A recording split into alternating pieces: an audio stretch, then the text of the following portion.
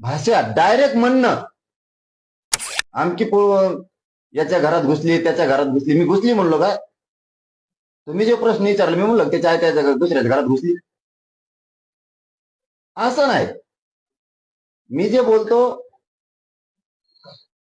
ते नेत्याला बोलतो, आया बहिणीवर बोललो नाही ना. त्यांच्या अशी पळून गेली घरात घुसली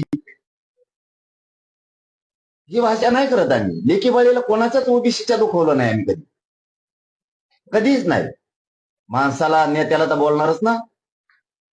तेही कित्येक वेळेस बोललेत मला, माझ्या समाजाला पण उत्तर दिलं की मी त्याच्यावर. दाखवा तुम्हीच बाईट आहेत का नाही तुमच्याकडं. ते कित्येक वेळेस तरी बोलले, असाच आहे तसाच आहे, कित्येक तरी काही काही न सांगण्यासारखं सुद्धा आहे. माझ्यावर बोलले. पण तुम्ही आता लेखी बाल्यावर बोलणार असलात, आता सुट्टी नसती, आता सुट्टी नसती. कारण म्हणून मी जरी माझ्याकडून एक वेळा वक्तव्य केलं त्याबद्दल मी खेद व्यक्त करतोय. माझ्या माता माऊल्यांचा अवमान होत असेल तर आम्ही कधी कानाला धरून माफी येणाऱ्या काळात मागू.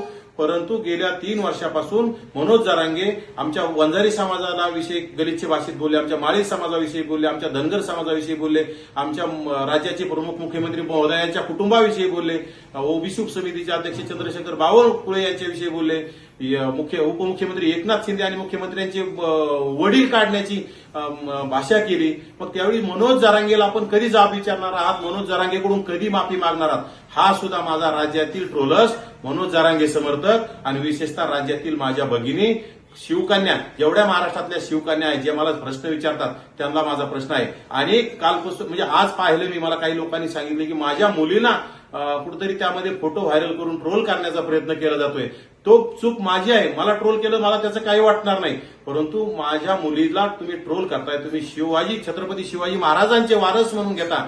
अरे आणि तुम्ही जर असं मुलींच्या बाबतीत जर असे फोटो व्हायरल करून करत असताल तर मग मनोज जरांगेच्या बाबतीत तुम्ही कसे शांत आहात? मनोज जरांगेकडून कधी तुम्ही फुले शाहू आंबेडकरांच्या विचाराच्या आहात, शिवाजी महाराजांच्या विचाराच्या आहात म्हणून घेता, मग मनोज जरांगेकडून कधी माफी मागून घेता? हे बघा, मी फुले शाहू आंबेडकरांचा, अण्णाभाऊ साठेंचा, महात्मा बसवेश्वरांचा विचारांचा वारसदार म्हणून मी मोठ्या मनाने मनोज जरांगे ज्या दिवशी माफी मागतील, आमच्या वंजाऱ्याची माफी मागतील, धनगराची मागतील, माळ्याची मागतील, आमच्या मुख्यमंत्री महोदयांची मागतील, आमच्या बावनकुळे साहेबांची मागतील, एकनाथ शिंदे साहेबांची मागतील, अनेक मंत्र्यांचे आई वडील काढले त्यांची माफी मागतील, त्यावेळी काही क्षणाच्या मी माझी मोठ्या मनाने कानाला धरून माफी मागल. परंतु ज्या मी पुण्यातून बोलून गेलोय त्याचा मला अत्यंत खेद आहे. बोलण्याची माझा कुठलाही मानसिकता नव्हती, बोलण्याच्या ओघात मी बोलून गेलो. त्याबद्दल माझ्या राज्यातील बहिणीनं कुठेतरी मला पदरात घ्यावं आणि कुठेतरी हे समजावून घ्यावं. परंतु मनोज जरांगेच्या बाबतीत सुद्धा आपण मला जसं ट्रोल केलं तसं मनोज जरांगेला सुद्धा केलं पाहिजे. आणि येणाऱ्या काळात मनोज जरांगेने माफी मागितली, मी कानाला धरून माफी मागल. आणि येणाऱ्या काळात माझ्या भगिनीविषयी माझ्याकडून कधीही अपशब्द निघणार नाहीत आणि निघण्याचा माझ्याकडून प्रश्नही नाही, आजपर्यंत सुद्धा निघले नाहीत असं माझं मी वारंवार सांगतोय. परंतु मनोज जरांगेला माझा मूळ तुम्हाला प्रश्न आहे की मनोज जरांगेला तुम्ही कधी ट्रोल करणार आहात, मनोज जरांगेला कधी जाब विचारणार आहात आणि मनोज जरांगेकडून कधी माफी मागणार आहात? त्याच्या काही क्षणात मी माझी माफी मागायला तयार आहे.